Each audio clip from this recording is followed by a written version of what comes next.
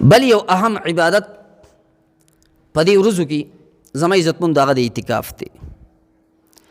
اعتکاف د پیغمبر علیه الصلاة والسلام یو سنت مستمره و نبی علیه الصلاة والسلام همیشه دپاره کړی دی. یو کال د پیغمبر علیه السلام نه پاتې شوی دی، بیا یې د هغې قضا کړې ده. لیکن زما عزتمندو اعتکاف باندې الله څه ورکوي؟ څلور بدلې پې الله پاک ورکوي. یو دا چې کم انسان د الله د رضا دپاره یو ورځ اعتکاف وکړو، الله پاک به دا انسان د جهنم نه 3 خندق لري وساتي. او خندق دونه دی لکه د مشرق نه تر مغربه پوری فاصله یا د ځمکې نه د اسمانه پوری فاصله.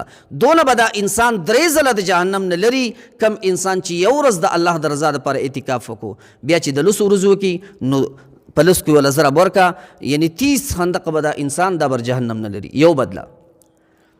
دویمه بدله دا ده چې کم انسان دا سنت اعتکاف وکړو چې کم په رمضان د اخري عشر کې کیږي، وایي دغه انسان الله پاک ټول مخکینی ګناهونه چې واړه دي دا ورته الله پاک معاف کړي.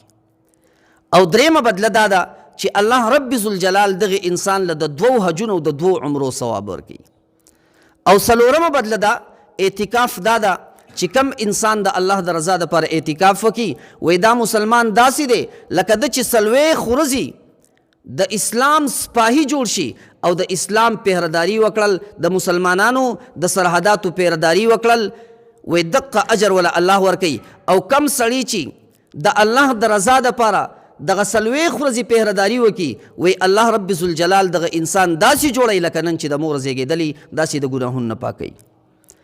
دا بدلې الله پاک په اعتکاف باندې ورکوي. احکامات به انشاءالله آینده جمعه ذکر کوو. لیکن نن دونه چې چونکې د اتوار په ورځ باندې ناسته ده نو دا 4 غټې غټې بدلې پې الله پاک ورکوي. لیکن زما عزتمندو نن د اعتکاف سره ټوقې شروع دي.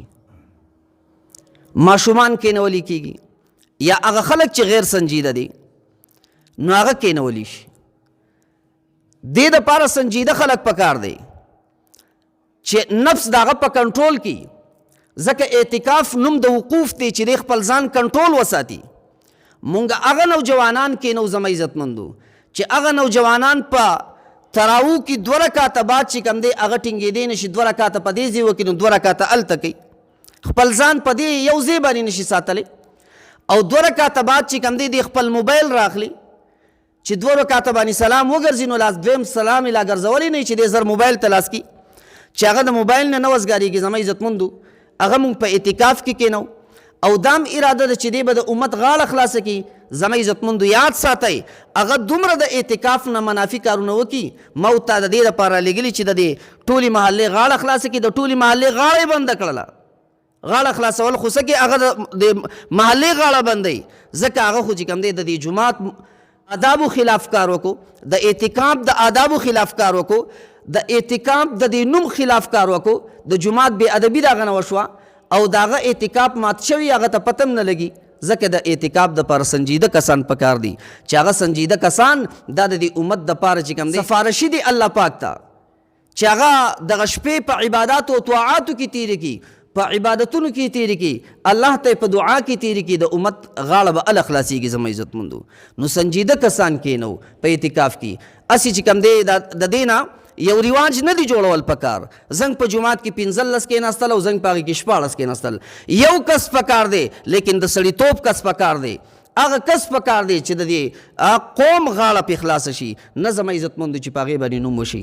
الله رب ذوالجلال دې په دې خبرو د عمل کول توفیق راکړي. واخر دعوانا الحمد